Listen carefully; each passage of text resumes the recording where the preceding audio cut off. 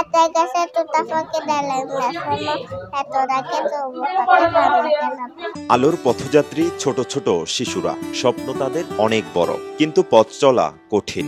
আর সেই পথ চলাকে সহজ করতে পার্বত্য অঞ্চলে ৮ বছর ধরে নিরলসভাবে বিনামূল্যে শিক্ষার আলো ছড়িয়ে যাচ্ছে স্বপ্নযাত্রী বিদ্যাপীঠ।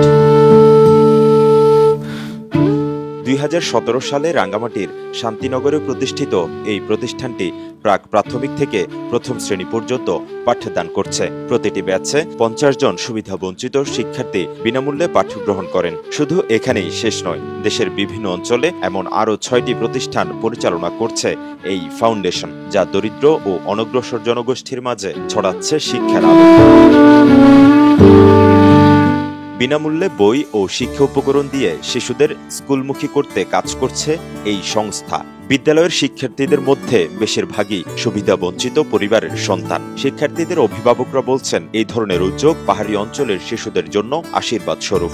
ওরা এখানে আসে প্রাথমিক শিক্ষা পায় আর কি, প্রাথমিক শিক্ষাগুলো এখান থেকে অর্জন করে। ওরা এখানে এসে পড়ালেখা করে আনন্দ পায়, আনন্দের সাথে ওদের শিক্ষক ওদেরকে পড়ায় নিজের বাচ্চার মতো করে।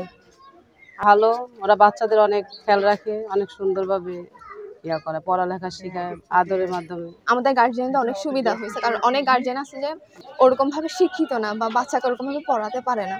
তো এখানে স্কুলটা দেওয়ার কারণে বাচ্চারা শিক্ষিত হচ্ছে, যতটুকু পারতেছে পড়ালেখা করতেছে, হাতে লেখা শিখতেছে।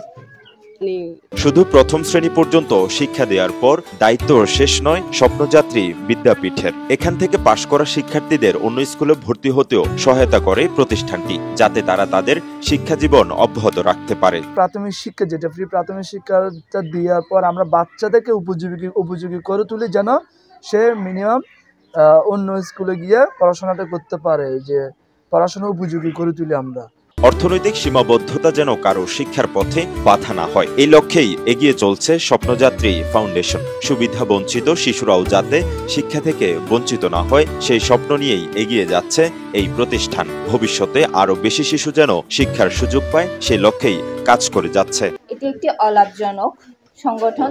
এখানে যে আমরা বাচ্চাদেরকে শিক্ষাদান করি, এটি সম্পূর্ণ বিনামূল্যে আমরা তাদেরকে শিক্ষা প্রদান করে থাকি। বিনামূল্যে শিক্ষার এই কার্যক্রম অব্যাহত থাকলে দেশ ও পার্বত্য অঞ্চলের শিক্ষার হার আরো বাড়বে এবং শিশুরা একটি সুন্দর ভবিষ্যতের পথে এগিয়ে যেতে পারবে, এমন প্রত্যাশা সংশ্লিষ্টদের। রাঙ্গামাটি থেকে রকিবউদ্দিন রকির পাঠানো তথ্য ও ছবিতে ডেস্ক রিপোর্ট, কালের কণ্ঠ, চট্টগ্রাম।